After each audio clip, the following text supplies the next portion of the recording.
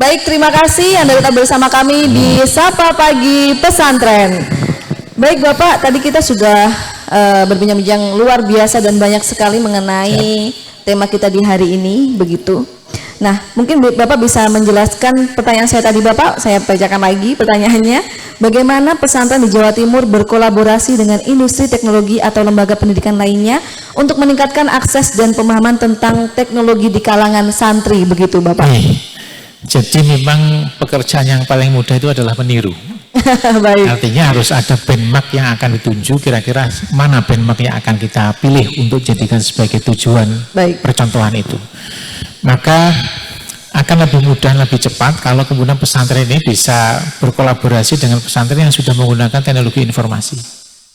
Jadi seperti tadi yang saya katakan di Nganjuk yang kerajinan tangan itu kalau kemudian mereka dapat orderan, seperti kemarin menceritakan, Pak, saya dapat orderan dari Pertamina, no. Buat apa Gus? Buat spring bed. Baik. Buat apa? Satu set apa? Dipan itu loh. Itu harganya luar biasa satu set itu. Kemudian itu dibagikan kepada pesantren di sekitar situ yang sudah memiliki ilmu untuk pembuatan itu. Ada yang dikasih 100 bed, ada yang dikasih 50 bed. Itu seperti itu. Artinya bahwa kemajuan ini, penguasaan teknologi ini tidak hanya dikuasai oleh yang membangun komunitas, tapi juga di sekitar sana. Baik. Kemarin kami juga ditemui komunitas pesantren yang memiliki usaha perikanan. Jadi di Magetan ada, di Nganjuk ada, di Jombang ada. Itu kesulitan memasarkan. Maka kita pertemukan dengan pasar yang kemudian sudah ada orderan ke luar negeri. Jadi saat ini itu untuk lele, ikan lele saja itu kebutuhan untuk Arab Saudi saja dalam 1 tahun itu 1,7 triliun. Baik. Nah kalau kemudian ini bisa dimanfaatkan oleh pesantren, alangkah baiknya. Ini nggak akan bisa terjadi kalau tidak kemudian berbasis komunitas. Jadi harus didukung para santri, begitu ya? Artinya komunitas itu adalah komunitas pesantren. Nganjuk itu satu pesantren ada 1 juta ekor lele. Masya Allah. Ini siapa yang kemudian menghabiskan 1 juta ekor ini? Kalau tidak kemudian diekspor itu. Baik. Kemudian di Jombang itu ada yang berhasil membesarkan apa itu ya? Ikan apa itu ya? Bukan patin. Nila. Bukan nila, agak pasang-pasangnya agak bagus, agak mahal ini memang. Gurami mungkin Bapak? Bukan. Lebih tinggi di atas gurami itu. Baik. Itu juga mengeluh kami, Pak, kami kesulitan untuk memasarkan ini. Itu ikan untuk dikonsumsi atau konsumsi? Ikan konsumsi. Ini. Oleh karena itulah alangkah baiknya kalau kemudian basis komunitas ini dijadikan cara untuk membuat benchmark bagi madrasah, bagi pesantren yang belum memiliki keahlian. Baik. Nah ini contoh sekarang seperti kemarin ada yang bertani melon, ada yang bertani bawang putih, ada yang membuat minimarket, ada yang membuat konveksi, ada yang membuat handicraft begitu ya? Ya ini yang dari bahan batok, arangnya itu dipakai untuk diekspor itu itu briket. Nah ini kalau kemudian mereka mudah, itu hanya dibuat untuk handicraft saja, kerajinan saja. Padahal nilai ekspor briket itu luar biasa. Baik. Luar biasa. Ini artinya bagaimana pesantren-pesantren yang punya satu komunitas yang sama ini dihimpun di satu komunitas itu, kemudian dikomunikasikan untuk bisa ekspor. Baik. Ini nilai tambahnya luar biasa itu. Baik. Nah ini yang beberapa kali kami sampaikan juga ke UPUB, bahwa sekarang pesantren sudah banyak yang berproduksi, tapi belum ada etalase yang dipakai untuk memajang produk itu. Baik, itu berarti akan menjadi koreksi begitu ya Pak ya? Ini. Untuk kedepannya seperti apa? Ya, artinya bahwa etalase itu bisa difasilitasi oleh pemerintah Jawa Timur, bisa juga difasilitasi oleh pemerintah daerah setempat. Baik. Artinya di sini katakanlah ada melimpah bahan baku terkait dengan batu onik. Nah, kalau kemudian santri punya keterampilan apa, kemudian bisa dipasarkan di komunitas itu, di etalase itu, maka bisa jadi untuk berkembang begitu ya Bapak ya. Baik. Kita akan memasuki segmen tanya jawab begitu Bapak. Karena ini audiensnya luar biasa dari kalangan santri dan juga mahasiswa begitu. Mungkin dari para audiens santriwan dan santriwati mungkin ada yang ingin memberikan pertanyaan kepada baik. Di sebelah sana ada mbak-mbak yang pakai hijab pink begitu. Silakan sebutkan nama. Ya, assalamualaikum warahmatullahi wabarakatuh. Waalaikumsalam warahmatullahi wabarakatuh. Nama saya Himatus Salihah. Saya berasal dari Desa Durenan, Kabupaten Trenggalek. Saya santri Pondok Pesantren Madinul Ulum. Ya, saya ingin bertanya, bagaimana prospek santri dalam meniti karir di bidang pendidikan dan penelitian di dalam negeri maupun ke luar negeri? Terima kasih. Ya, ini langsung saja. Ya Bapak, pertanyaan yang luar biasa ini Bapak. Ya, silakan mungkin langsung saja dijawab. Jadi gini, tidak perlu kemudian anggapan orang seperti dulu. Kalau kemudian kamu ke pesantren mau jadi apa? Itu sekarang bukan zamannya lagi untuk menanyakan itu. Artinya apa? Bahwa contoh sekarang ya, Anda bisa melanjutkan ke Al-Azhar Mesir. Itu adalah kalau santrinya berasal dari SPM, Satuan Pendidikan Mu'adalah. Ini, jadi kalau tidak ada itu, maka lembaganya harus memiliki MOU dengan Al-Azhar. Kalau tidak memiliki MOU itu, maka nggak bisa. Baik. Jadi santri yang bisa ke Mesir, itu salah satunya adalah lembaganya sudah memiliki MOU. Tapi kalau nggak punya MOU, maka dia harus berasal dari lembaga SPM, Satuan Pendidikan Mu'adalah atau PDF. Ini. Yang kedua, bahwa beberapa santri pesantren seperti PKPPS itu kemarin diterima di kedokteran UNER. Yang jadi problem itu bukan UNER-nya. Yang jadi problem adalah saya harus mampu memberikan validasi data di pesantren. Sistemnya gimana validasinya itu? Jadi bukan baru UNER-nya yang bermasalah, justru saya yang mengkhawatirkan validasi itu nggak diterima. Baik. Nah ini, oleh karena itulah adik-adik yang ada di pesantren sekarang tidak perlu untuk kemudian merasa ragu, merasa tidak diterima di komunitas apapun, tidak. Kami sudah diundang oleh kepolisian untuk bisa daftar. Kami sudah diundang oleh TNI untuk adik-adik yang di pesantren juga daftar di sana. Kemudian kami sudah diundang di perguruan tinggi. Pak Profesor Ahmad Bisri, Rektor Brawijaya itu minta, Pak Nam tolong santri yang hafal Quran daftar di Brawijaya. Saya tanya, Prof, untuk apa kok cari mahasiswa yang hafal Quran? Saya tanya itu. Nah, akhirnya jawabannya dari Prof. Ahmad Bisri itu menyampaikan bahwa Pak Nam, santri yang bisa menghafal Quran 30 juz itu mesti memiliki disiplin waktu. Alhamdulillah. Karena dia tidak akan mungkin bisa hafal 30 juz kalau nggak disiplin. Maka karakter disiplin inilah yang kemudian ingin dibawa di perguruan tinggi. Baik. Sekali lagi bahwa karakter di pesantren ini sekarang menjadi tumpuan. Jadi ada ini program PBSP ya, program santri berprestasi. Ini beasiswa. Santri berprestasi. Iya, PBSP itu. Itu diterima di salah satu perguruan tinggi di Bandung. Baik. Nah, karena terbiasa dengan di pesantren bahwa setiap sepatu sandal yang masuk masjid itu harus ditata. Maka suatu ketika dia ini menata itu. Seisi masjid di kampus itu kaget semuanya, termasuk dosennya. Kok masih ada anak yang kemudian peduli dengan seperti itu? Dan ternyata sikap seperti itu menjadikan dia itu selalu disiplin dengan waktu. Hal-hal kecil yang kemudian berada dalam dirinya menjadi sebuah karakter, itu menjadi sesuatu yang langka pada saat ini. Baik. Ini, oleh karena itulah, sehingga mulai saat itu di masjid kampus itu teman-temannya akhirnya begitu sholat menata semuanya. Coba bayangkan, satu orang mampu menginfluence, mampu mempengaruhi banyak orang terkait dengan hal kecil. Baik, berarti sebenarnya kesempatan santri untuk sukses ini peluangnya begitu besar begitu ya Pak. Mohon maaf, PBSP itu tidak ada santri yang tidak masuk di dalam ranking, semuanya masuk ranking. Luar biasa. Ini.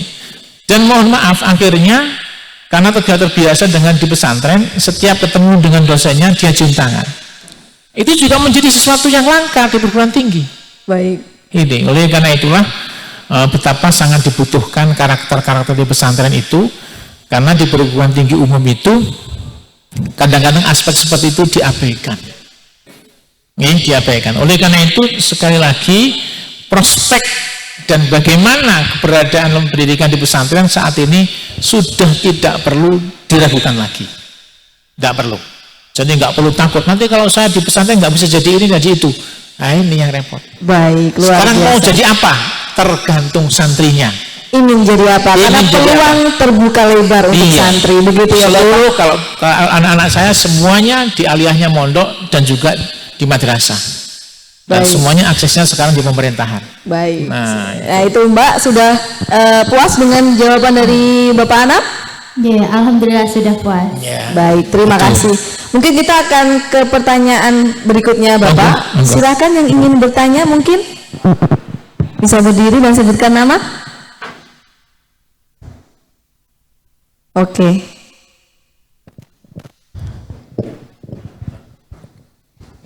Baik, perkenalkan saya Nafa Nuristiana, alamat di Desa Musole, Kecamatan Besuki. Iya, baik, saya silakan. santri Madu TV. Pertanyaan saya mengenai pendaftaran CPNS dan P3K. Apakah terdapat peluang bagi kami seorang santri dan formasinya itu apa saja, Pak? Terima kasih. Baik, silakan Bapak. Ini semakin teknis ini, dikejar-kejar. Ini santri ini ngebet banget untuk sukses soalnya Bapak. Jadi sekali lagi untuk santri yang dari Ma'had Ali. Jadi Ma'had Ali itu perguruan tingginya pesantren. Itu bisa untuk mendaftar di jalur penyuluh agama. Jadi silahkan di jalur penyuluh agama itu seluruh santri Ma'had Ali bisa. Apakah dari jurusan tafsir, jurusan hadis, jurusan fikih, ataupun jurusan yang lain yang ada di sana yang sudah disahkan oleh Kementerian Agama, ini secara khusus Menpan RB memberikan peluang di penyuluh agama. Itu. Kemudian yang di jalur-jalur yang lain, insya Allah itu masih bisa sesuai dengan kriteria kebutuhan dari jalur yang artinya begini, katakanlah sekarang di di TNI mengambil jurusan tafsir karena yang dihadapi itu adalah para teroris yang juga ahli tafsir Al-Quran, maka dibutuhkan itu. Jadi dan teman-teman teroris itu sadarnya itu hal-hal sepele, bukan yang besar-besar, bukan. Jadi ada yang sadar setelah melihat data bahwa mereka ngebom itu yang banyak jadi korban itu ternyata orang Islam, bukan non-muslim dan bukan orang Amerika. Ini akhirnya sadar. Ada juga yang sadar itu karena melihat petugas haji. Petugas haji ini kalau dilihat oleh para teroris itu ternyata masih ada orang pemerintah yang memberikan layanan haji itu dengan tulus. Itu sadar mereka. Akhirnya kembali baiatnya ditarik untuk menjadi warga negara yang baik. Baik. Nah ini. Oleh karena itulah terkait dengan bagaimana peluang untuk menjadi CPNS begitu? ASN atau CPNS di sini tidak perlu dikhawatirkan, tidak perlu dikhawatirkan. Mungkin informasinya Bapak bisa diupdate di mana begitu? Saya kira terkait dengan itu nanti di CPNS 2024 itu ada di sana. Baik. Jadi di Menpan RB ataupun di BKN silahkan untuk dilihat di link tersebut. Jadi CPNS 2024 di BKN bisa dilihat, di Menpan RB juga bisa dilihat itu. Baik, berarti tetap update begitu ya di sosial medianya begitu. Itu. Baik, mau penanya selanjutnya atau kita? Ada di belakang. Nah, ini ada santriwan begitu ya. Tadi sudah cakep-cakep Pak, yang cantik-cantik sekarang yang ganteng. Silahkan. Monggo.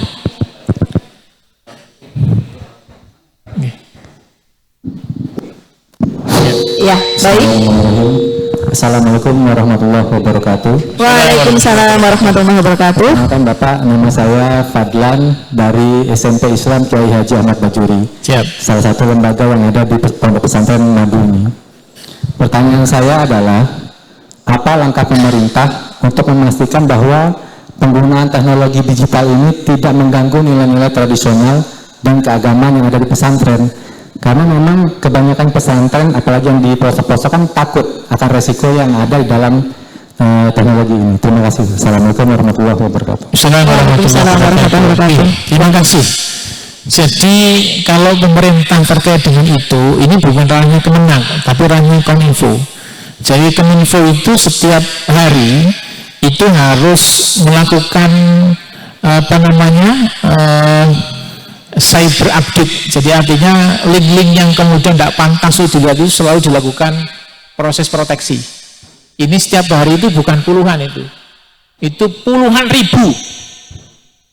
Nah kemarin ini yang terbaru adalah lembaga pendidikan itu disisipi promosi judi online.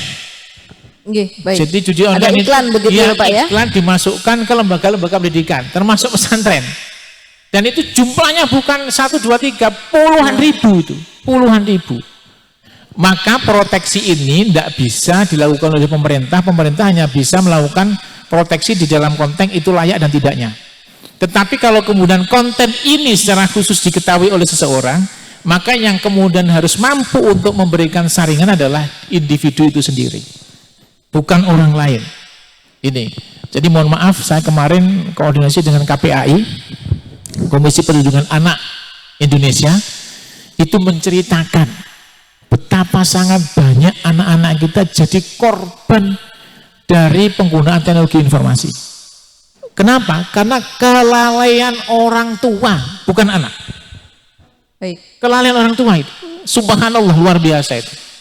Jadi anak yang ada jadi korban kekerasan seksual itu gara-gara orang tuanya itu lupa untuk kemudian mematikan di HP-nya itu. Pada saat anak pinjam HP-nya masih ada konten hal yang tidak pantas dilihat itu. Itu kemudian dipraktekkan anaknya di sekolah. Coba bayangkan itu. Baik, itu coba kan di luar pesantren begitu ya Bapak ya? Artinya di pesantren pun bisa terjadi kalau individu-individu ini tidak mampu menggunakan itu sebagai konteks untuk kemanfaatan. Baik. Kalau yang dilihat pada konten-konten yang bersifat kekerasan, bersifat pornografi, maka ya otomatis akan ke sana pemikiran kita. Tapi kalau kemudian itu konten-konten yang produktif, misalkan mencari lembaga beasiswa luar negeri banyak. Sekarang ini beasiswa luar negeri luar biasa. Mau ke Jepang, mau ke Cina, mau ke Korea, mau ke Inggris, mau ke Amerika sangat banyak. Kenapa? Karena di sana itu sudah banyak. Kalau Jepang, Korea, Cina itu mengalami zero birth rate. Jadi pertumbuhan penduduk itu zero, 0. Jadi bahkan di Jepang itu nanti akan kehilangan lost generation atau kehilangan generasi. Karena sangat sedikitnya. Sehingga kalau Anda itu mau hijrah ke Jepang, berumah tangga di sana, kemudian punya anak, maka anak ini akan diberi tunjangan oleh pemerintah. Berarti sangat welcome begitu ya? Sangat welcome. Begitu juga di Korea. Tapi juga perlu diingat, tekanan dan biaya hidup di negara maju itu luar biasa.